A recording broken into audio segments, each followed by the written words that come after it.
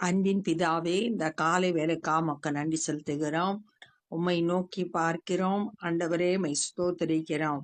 உங்களுடைய பலத்தினாலும் ஞானத்தினாலும் கிருபையினாலும் எங்க ஒவ்வொருவரையும் நிரப்பி ஆசிர்வதிக்கும்படியாய் ஜெபிக்கிறோம். கர்த்தருக்கு பயப்படுதலே ஞானத்தின் ஆரம்பம் என்று சொல்லியிருக்கிறேன். ஆண்டவரே, உமக்கு பயப்படுற பயத்தோடு தீமைக்கு எங்களை விலக்கி காத்து கொள்ள ஆண்டவரே, உம்மிடத்திலிருந்து ஞானத்தை பெற்றுக்கொள்ள கர்த்தர் கிருபை செய்யுங்கப்பா. இந்த நாளின் வேத தியானத்தை எங்களுக்கு ஆசீர்வதித்து தாங்க. நீங்க எங்க கூட பேசுங்க. நேசிக்கிற இயேசு கிறிஸ்துவின் இனிய நாமத்தில் கேட்கிறோம் பிதாவே, ஆமென். 2 கொரிந்தியர் 4வது அதிகாரம். இப்படிப்பட்ட ஊழியத்தை உடையவர்களாகிய நாங்கள் இரக்கம் பெற்றிருப்பதால் சோர்ந்து போகிறதில்லை. இப்படிப்பட்ட ஊழியத்தை அப்படின்னு சொல்லியிருக்கு. முந்தின அதிகாரத்துல மோசே மூல செய்யப்பட்ட ஊழியத்திற்கும் புதிய உடன்படிக்கை ஊழியத்திற்கும் என்ன வித்தியாசம் அப்படின்றத பார்த்தோம். இப்ப உள்ள ஆவியானவர் மூலம் நடத்தப்படுகிற ஊழியமானது நீதியை கொடுக்கும் ஊழியம் அப்படின்னு சொல்லிட்டு பார்த்தோம்.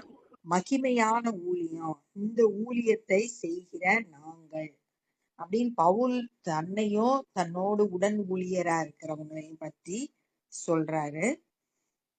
இரக்கத்தை பெற்றிருப்பதால், தேவனுடைய இரக்கத்தை நாங்க பெற்று, இந்த ஊழியம் தேவனிடத்திலிருந்து எங்களுக்கு வந்தது அப்படின்னு சொல்றாரு. பெற்றிருப்பதால் சோர்ந்து போகிறதில்லை. எவ்வளவு பிரச்சனை வந்தாலும் நாங்க சோர்ந்து போக மாட்டோம். வெட்கமான அந்தரங்க காரியங்களை நாங்கள் வெறுத்து. இப்ப இதுல பவுல் தங்களோட அனுபவத்தை குறித்து சொல்றாரு. வெட்கமான அந்தரங்க காரியங்களில், அந்தரங்கமான வாழ்க்கையில வெட்கப்படக்கூடிய காரியங்களெல்லாம் நாங்க செய்ய மாட்டோம் அப்படின்னு சொல்றாரு. எபேசியர் 5வது அதிகாரம் 12வது வசனம், அவர்களால் ஒளிப்பிடத்தில் செய்யப்படும் கிரியைகள் சொல்லுகிறதற்கும் அவலட்சணமாய் இருக்கிறது அப்படின்னு சொல்லிட்டு சொல்லப்பட்டிருக்கு. அப்ப அந்தரங்க வாழ்க்கையில எந்த ஒரு வெட்கம் உண்டாகக்கூடிய அருவருப்பான காரியம் எங்களுடைய வாழ்க்கையில இல்ல அப்படின்னு சொல்லிட்டு சொல்றாரு. தந்திரமாய் நடவாமலும், நாங்க தந்திரமா எந்த ஒரு காரியத்தையும் செய்யறதில்ல. வேத வசனத்தை புரட்டாமலும், வேத வசனத்தை மாத்தி பேச மாட்டோம். சத்தியத்தை வெளிப்படுத்துகிறதுனாலே தேவனுக்கு முன்பாக எல்லா மனுஷருடைய மனசாட்சிக்கும் எங்களை உத்தமர் என்று விளங்க பண்ணுகிறோம். தேவனுக்கு முன்பாக எல்லா மனுஷருடைய மனசாட்சிக்கும், தேவனுக்கு மாத்திரம் பிரியமா நடக்கல, மனுஷருக்கு முன்பாகவும் அவங்க உண்மையா உத்தமரா ஊழியத்தை நிறைவேற்றினாங்க. அந்தரங்க வாழ்க்கையில பாவம் இல்ல, தந்திரமான காரியம் இல்ல, சத்தியத்தை சரியா போதிச்சு தேவனுக்கு முன்பாக மாத்திரம் இல்ல, மனுஷருக்கு முன்பாகவும் உத்தமரா விளங்கும்படியா நாங்க இருக்கிறோம் அப்படின்னு சொல்லிட்டு பவுல் தன்னுடைய அனுபவத்தை சொல்றார். எங்கள் சுவிசேஷம் மறைபொருளாய் இருந்தால் கெட்டு போகிறவர்களுக்கே அது மறைபொருளாய் இருக்கும். நாங்க சொல்ற சுவிசேஷம், இயேசு கிறிஸ்துவை பற்றிய செய்தி, நற்செய்தி யாரால புரிந்து கொள்ள முடியாதுன்னா கெட்டு போகிறவர்களுக்கு அந்த சத்தியத்தை அறிந்து கொள்ள முடியாது அப்படின்னு சொல்லியிருக்கு. 1 கொரிந்தியர் 1:18 உலக மக்களை 2ஆ பிரிச்சிருக்கு. ஒன்னு ரட்சிக்கப்படுகிறவர்கள், இன்னொருத்தர் கெட்டு போகிறவர்கள். ரட்சிக்கப்படுறவங்க யாருன்னா வேத வசனத்தை ஏற்றுக்கொண்டு அந்த இயேசப்பா தர்ற அந்த ரட்சிப்பை பெற்றுக்கொள்றவங்க தான் ரட்சிக்கப்படுகிறவர்கள். கெட்டு போகிறவங்க சுவிசேஷத்தை ஏற்றுக்கொள்ளாம அந்த தருகிற ரட்சிப்பை அசட்டை பண்றவங்க தான் கெட்டு போகிறவர்கள். 1 கொரிந்தியர் 1:18 கெட்டு போகிறவர்களுக்கு சிலுவை பற்றிய உபதேசம் பைத்தியமா தெரியுது. ஏன்னா அவங்களுக்கு அது மறைபொருளா இருக்கு. அதுல உள்ள சத்தியத்தை அவங்க அறிந்து கொள்ள முடியல. ஆனா ரட்சிக்கப்படுறவங்களுக்கு சிலுவை பற்றிய உபதேசம் தேவ பலனாய் இருக்கிறது அப்படின்னு சொல்லியிருக்கு. இங்க கெட்டு போகிறவர்களுக்கு அது மறைபொருளா இருக்கு, அவங்களால புரிந்து கொள்ள முடியல.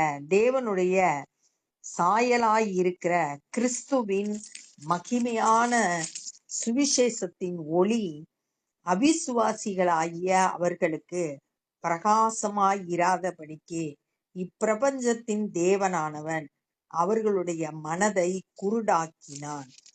ஏன் அவங்களுக்கு புரியாம இருக்கு சுவிசேஷத்தை, ஏன் அவங்க ஏற்றுக்கொள்ளல அப்படின்னா, அவங்களோட கண்கள் இப்பிரபஞ்சத்தின் தேவன் அப்படின்றது பிசாசு.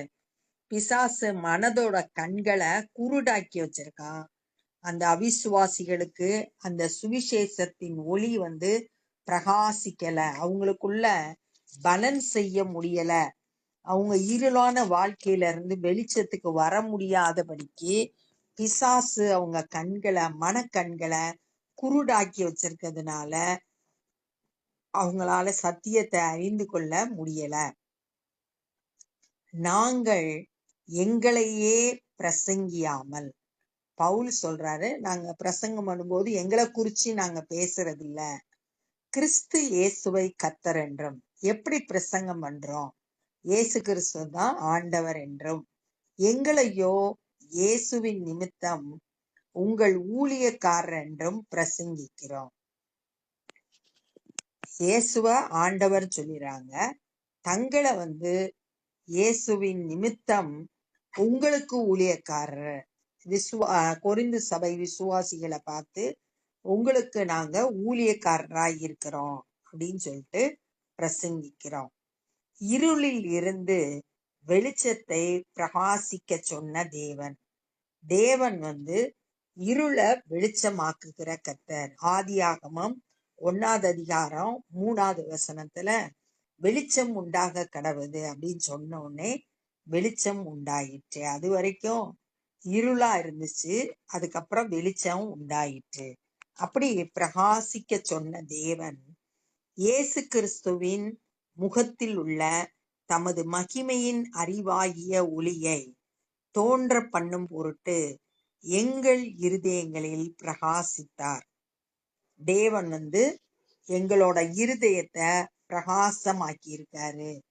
எப்படின்னா, எதற்காக அப்படின்னா, இயேசு கிறிஸ்துவினுடைய முகத்துல தேவனுடைய மகிமையின் ஒளி, அறிவாகிய ஒளி தோன்ற பண்ணியிருக்கார். இயேசு கிறிஸ்துவனுடைய முகத்துல தேவனுடைய மகிமையின் அறிவாகிய ஒளிய, வெளிச்சத்தை விளங்க பண்ணும்படி நம்மளோட இருதயத்தில் தோன்ற பண்ணும் பொருட்டு நம்மளோட இருதயத்துல பிரகாசித்தார். இந்த மகத்துவம் உள்ள வல்லமை எங்களால் உண்டாயிராமல், இந்த மகத்துவமான வல்லமை பிரகாசிப்பிக்க பண்ணுகிற அந்த சுவிசேஷத்தின் ஒளிய நாங்க கொடுக்கல, எங்களால உண்டானதல்ல, தேவனால் உண்டாயிருக்கிறதென்று விளங்கும்படி இந்த பொக்கிஷத்தை மண்பாண்டங்களில் பெற்றிருக்கிறோம். பொக்கிஷத்தை மண்பாண்டங்களில் பெற்றிருக்கோம். விலையேற பெற்ற பொக்கிஷத்தை சாதாரண மண் பாத்திரத்துல பெற்றிருக்கோம். நாங்க ஒரு சாதாரணமான ஆட்கள், ஆனா தேவனுடைய வல்லமைய எங்களிடத்துல பெற்றிருக்கோம். பொக்கிஷமாகிய மகத்துவமான வல்லமைய, இருள்ல இருந்து வெளிச்சத்தை பிரகாசிக்க பண்ணுகிற அந்த மகத்துவமான வல்லமைய எங்களோட பலவீனமான இந்த சரீரத்துல நாங்க பெற்றிருக்கிறோம் அப்படின்னு பவுல் சொல்றார். நாங்கள் எப்பக்கத்திலும் நெருக்கப்பட்டும் ஒடுங்கி போகிறது இல்லை. சுவிசேஷத்தின் நிமித்தம் பல பிரச்சனைகளை சந்திச்சாலும் நாங்க ஒடுங்கி போக மாட்டோம், நெருக்கப்பட்டும் ஒடுங்கி போவதில்லை. கலக்கம் அடைந்தும் மன முறிவடைகிறது இல்லை. கலக்கம் அடைந்தும் நடக்கிற சம்பவங்கள் எல்லாம் பார்க்கும்போது ஒரு கலக்கம் ஏற்படுது. சுவிசேஷத்தின் நிமித்தம் பாடுகளை அனுபவிக்கும் போது கலக்கம் ஏற்படுது. ஆனா அதை வச்சு மனம் முறிஞ்சு போயிடல, சோர்ந்து போயிடல. துன்பப்படுத்தப்பட்டும் கைவிடப்படுகிறது இல்லை. நிறைய துன்பங்களை அனுபவிக்க வேண்டியது இருந்துச்சு. பவுலோட ஊழிய பாதையில நிறைய அடிச்சாங்க, ஊரை விட்டு புறம்பே தள்ளி போட்டாங்க, நல்ல சாப்பாடு கிடைக்கல, நல்ல தண்ணி கிடைக்கல, நிறைய கஷ்டங்களை அனுபவிச்சாங்க ஊழியத்து நிமித்தம். ஆனா அப்படி துன்பங்களை பெற்றாலும் கைவிடப்படவில்லை. தேவன் எங்களை கைவிடல. கீழே தள்ளப்பட்டும் மடிந்து போகிறதில்லை. ஒருவேளை எங்களை கீழே தள்ளி இருக்கலாம், ஆனா நாங்க அப்படியே ஒண்ணும் இல்லாம போறதில்ல, மடிந்து போகிறதில்லை. கர்த்தராகிய இயேசுவினுடைய ஜீவனும் எங்கள் சரீரத்திலே விளங்கும்படிக்கு இயேசுவின் மரணத்தை எப்பொழுதும் எங்கள் சரீரத்திலே தரித்து சுமந்து திரிகிறோம். இயேசுவின் மரணத்தை எப்பொழுதும் எங்களுடைய சரீரத்தில் சுமந்து திரிகிறோம். இயேசுவின் மரணம் அப்படின்றது நம்மளுடைய பாவங்களை அவர் மேல் ஏற்றுக்கொண்டு அவர் பாடுகளை சுமந்தார். அது போல நாங்க எங்களோட சரீரத்துல கிறிஸ்துவின் நிமித்தம் சுவிசேஷம் அறிவிக்கிற நிமித்தம் பல்வேறு பாடுகளை எங்களோட சரீரத்துல சுமந்து திரிகிறோம். எதற்காக அப்படின்னா, கர்த்தராகிய இயேசுவினுடைய ஜீவனும் எங்களுடைய சரீரத்திலே விளங்கும்படி. ஜீவன், இயேசு கிறிஸ்துவோட ஜீவன் எங்களோட சரீரத்துல விளங்கணும் அப்படின்னா, இயேசு கிறிஸ்துவனுடைய ஜீவன் நமக்குள்ள வரும்போது வல்லமை உள்ளவர்களா மாறுகிறோம். நமக்குள்ள வல்லமை வெளிப்படும்படி சரீரத்துல இயேசுவின் மரணத்தை சுமந்து திரிகிறோம் சொல்றாரு. பாடுகளை, எவ்வளோ கஷ்டங்களை நாங்க அனுபவித்து வந்தாலும் அது எல்லாவற்றிலும் கிறிஸ்துவினுடைய வல்லமைய நாங்க பாக்குறோம். அந்த வல்லமைய பார்க்கும்படி இந்த பாடுகளை எல்லாம் நாங்க சகிக்கிறோம் அப்படின்னு சொல்றாங்க. அப்ப இந்த நாள்ல நம்ம என்னெல்லாம் கற்றுக்கொண்டோம்னா, நாங்க தேவனிடத்துல இருந்து இரக்கம் பெற்றதுனால சோர்ந்து போக மாட்டோம். அந்தரங்க வாழ்க்கையில அசுத்தமானதை நாங்க வெறுத்து தந்திரமா நடக்காம, வேத வசனத்தை புரட்டாம, சத்தியத்தை சரியா போதித்து தேவனுக்கு முன்பாகவும் மனுஷருடைய மனசாட்சிக்கு முன்பாகவும் நாங்க உத்தமரா விளங்குகிறோம். சுவிசேஷம் கெட்டு போனவர்களுக்கு மறைபொருளா இருக்கு. அவங்களால புரிந்து கொள்ள முடியல. ஏன்னா அவங்களோட மனக்கண்கள் எல்லாம் பிசாசு குருடாக்கி வச்சிருக்கான். அதனால சுவிசேஷத்தின் ஒளி அவங்களுக்குள்ள பிரகாசிக்க மாட்டேங்குது அப்படின்னு சொல்றாங்க. நாங்க எங்களையே பிரசங்கிக்கிறதுல இயேசு கிறிஸ்து தான் ஆண்டவர் என்றும், நாங்க உங்களுடைய ஊழியக்காரர் என்றும் அப்படின்னு ஊழியக்காரராக இருக்கிறோம்னு பிரசங்கிக்கிறோம் அப்படின்னு சொல்றாரு. இருள்ல இருந்து வெளிச்சத்தை பிரகாசிக்க சொன்ன தேவன் நம்மளோட இருதயத்திலையும் பிரகாசிக்கிறாரு. எதுக்காகன்னா, இயேசு கிறிஸ்துவனுடைய முகத்துல இருக்கிற தேவனுடைய மகிமையின் அறிவாகிய ஒளிய தோன்ற பண்றதுக்காக நம்மளோட இருதயத்துல பிரகாசிக்கிறார். இந்த மகத்துவமான வல்லமைய இருள்ல இருந்து வெளிச்சத்தை பிரகாசிக்க பண்ணுகிறதுல இருந்து தேவனுடைய வல்லமைய நம்ம அறிந்து கொள்றோம். அந்த தேவனுடைய வல்லமைய எங்களிடத்துல பெற்றிருக்கிறோம். எப்படி பாண்டத்துல ஒரு பொக்கிஷம் இருக்கோ, அது போல பலவீனமான எங்களோட சரீரத்துல சுவிசேஷம் என்னும் மகத்துவமான வல்லமையை பெற்றிருக்கிறோம். அதனால நாங்க எவ்வளோ கஷ்டம் வந்தாலும் ஒடுங்கி போக மாட்டோம். கலக்கம் அடைஞ்சாலும் மனம் உறிஞ்சு போயிட மாட்டோம், சோர்ந்து போயிட மாட்டோம். துன்பப்பட்டாலும் கைவிடப்பட்டு போயிட மாட்டோம். கீழே தள்ளப்பட்டாலும் அதோட அவ்வளவுதான் முடிஞ்சு போச்சு அப்படின்னு சொல்ல முடியாது. இயேசு கிறிஸ்துவனுடைய மரணத்தை, அதாவது சுவிசேஷத்து நிமித்தம் பாடுகளை எங்களுடைய சரீரத்துல எப்பயும் சுமந்து திரிகிறோம். எதற்காகனா, இயேசுவோட ஜீவன் எங்களோட சரீரத்துல விளங்கணும். இயேசு கிறிஸ்துவனுடைய ஜீவன் நமக்குள்ள வரும்போது வல்லமை நமக்குள்ள இருந்து வெளிப்படும். அதனால அந்த வல்லமைய எங்களுடைய சரீரத்துல விளங்கும்படி பாடுகளை எங்களோட சரீரத்துல சகித்து வருகிறோம் அப்படின்னு பவுல் சொல்றத இந்த நாள்ல நம்ம தியானிச்சோம்.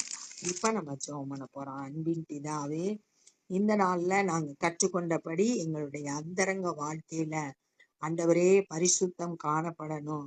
யாரும் பார்க்காத ஆண்டவரே அந்த உள்ளான வாழ்க்கையில பரிசுத்தம் காணப்படணும். தந்திரமான காரியங்களை செய்யக்கூடாது. வேத வசனத்தை சரியா புரிந்து கொள்ள எங்களுக்கு கிருபை செய்யுங்க. பிரகாசமான மனக்கண்களை எங்களுக்கு தாங்க. வேதத்தில் உள்ள அதிசயங்களை பார்க்கும்படி எங்க கண்களை திறந்தருளுங்க. ஆண்டவரே, இருள்ல இருக்கிற இந்த ஜனங்கள் கூட உம்மை விசுவாசியாத ஜனங்கள் கூட ஆண்டவரே வெளிச்சத்துக்கு வரும்படியா கர்த்தர் அவங்களோடு இடைப்படும்படியா செபிக்கிறோம். ஆண்டவரே துதிக்கிறோம். விலையேற பெற்ற பொக்கிஷத்தை எங்களுடைய மண் பாண்டமாகிய பலவீனமான சரீரத்துல நாங்க பெற்றிருக்கிறோம். எவ்வளவு கஷ்டங்கள் வந்தாலும் நாங்க சோர்ந்து போகாம எங்களுடைய ஓட்டத்தை ஜெயத்துடன் ஓடி முடிக்க ஒவ்வொருவருக்கும் கிருபை தந்து வழி நடத்தும்படியா செபிக்கிறோம். சுவிசேஷ பணியை செய்கிற ஒவ்வொருவரையும் பலப்படுத்துங்க, பயன்படுத்துங்க. அநேகர் இந்த நாள்ல ரட்சிப்பை பெற்றுக்கொள்ள கிருபை தாரும். நாங்களும் எங்களால் இயன்ற ஊழியங்களை செய்ய கிருபை தாரும். எல்லா துதி கன மகிமையும் உமக்கே செலுத்துகிறோம். நேசிக்கிற இயேசு கிறிஸ்துவின் இனிய நாமத்தில் கேட்கிறோம் பிதாவே, ஆமென். என் ஆத்துமாவே கர்த்தரை ஸ்தோத்திரி, என் முழு உள்ளமே பரிசுத்த நாமத்தை ஸ்தோத்திரி. என் ஆத்துமாவே கர்த்தரை ஸ்தோத்திரி, கர்த்தர் செய்த சகல உபகாரங்களை மறவாதே. ஆமென். God bless you.